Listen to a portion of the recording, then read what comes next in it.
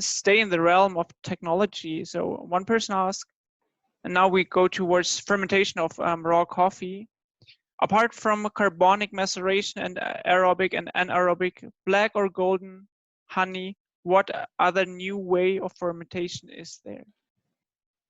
Who wants to jump in there? Samo? Samo. I will just go with the elephant in the room. Aerobic fermentation. This is a bit. I don't like the expression because fermentations are all anaerobic. So it's like I'm not an expert on different coffee processing, so I can't answer these details. I don't know what's going on. Just from a science point of view, there's a lot of different expressions that are used in coffee fermentation. Not all are so correct. But of course, I believe each of those has a particular meaning on a process. So they are different processes, different fermentations. I think it's a great chance currently, as a lot of producers are experimenting on fermentation, and this gives the whole industry a good opportunity to develop new techniques, new flavors. But I think it's also good maybe in the future to have a more controlled way of fermentation, because recently someone reached out to me and asked me on how to optimize their fermentation procedure, and it seems like it's very inconsistent when it comes from country to country, from producer to producer, and little knowledge is out there which microbia is really doing the fermentation, under which conditions, which is in general I would say great, because the less limited it is, the better for the generation, or like for new flavors.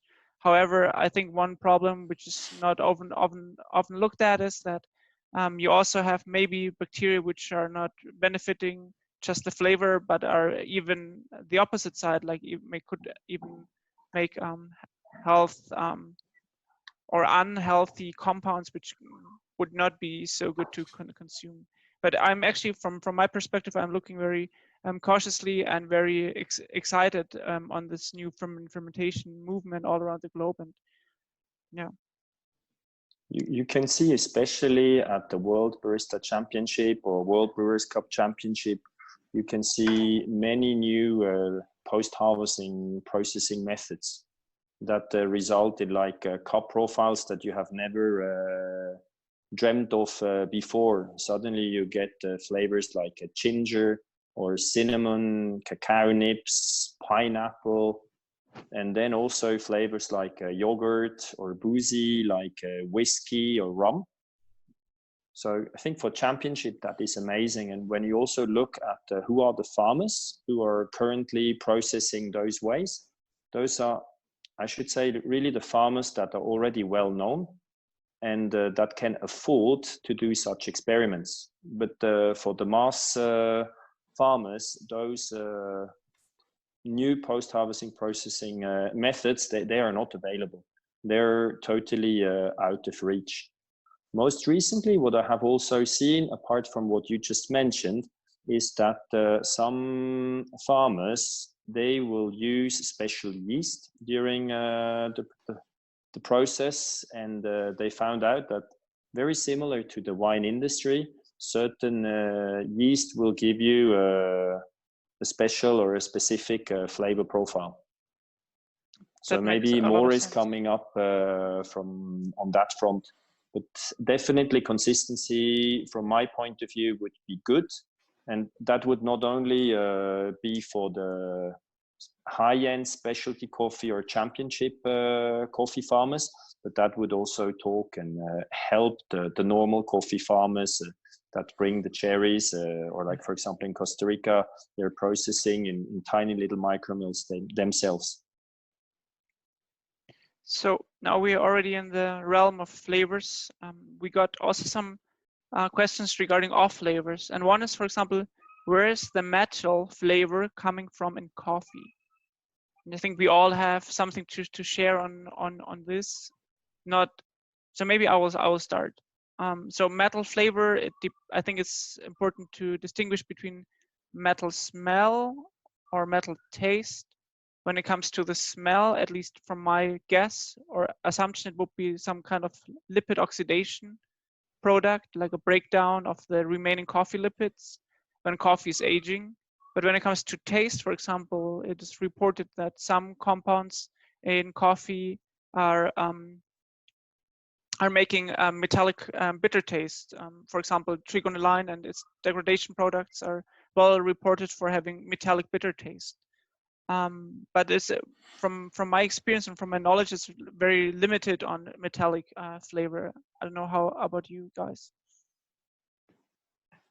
I'm also quite limited in this knowledge. I know as much as you know that some of these compounds that are in coffee, like you said, can have metallic taste, but I don't know of any particular studies about metallic taste in coffee. But I would be quite confident to say that it's not metals that cause this taste, right? It's some of the coffee, organic coffee compounds that have metallic-like taste. I would expect it, as there are some iron ions in the coffee, but they are way below the taste threshold. So as you said, it must stem from organic compounds, and the only one I know so far could be trigonelline degradation products, and or in addition also the lipid oxidation products. But this is more on the flavor, like aroma side. Then let's go back. So another question was, what are the chemical changes after roasting when the coffee is cooling down?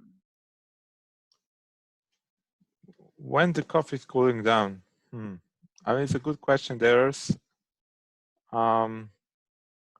one paper, only one that, as far as I know, that says that contact with oxygen while the coffee is cooling down is important for the free radical formation in the coffee later on during storage.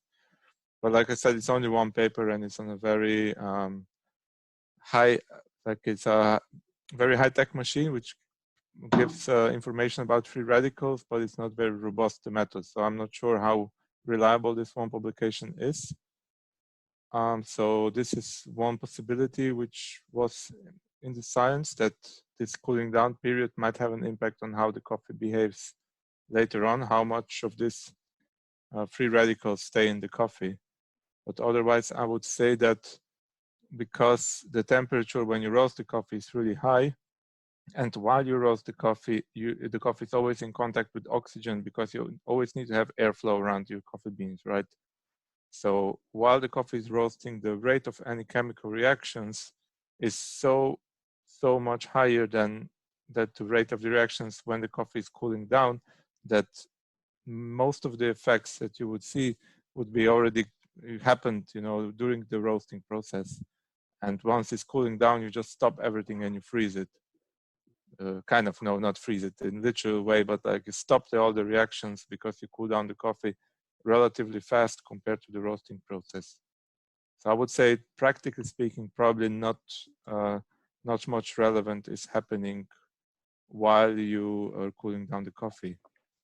Of course, if you're cooling down the coffee very slow, then you might still have a bit of roasting going on after you finish the roast, but it's like keeping the coffee in the roaster for a few seconds more effectively.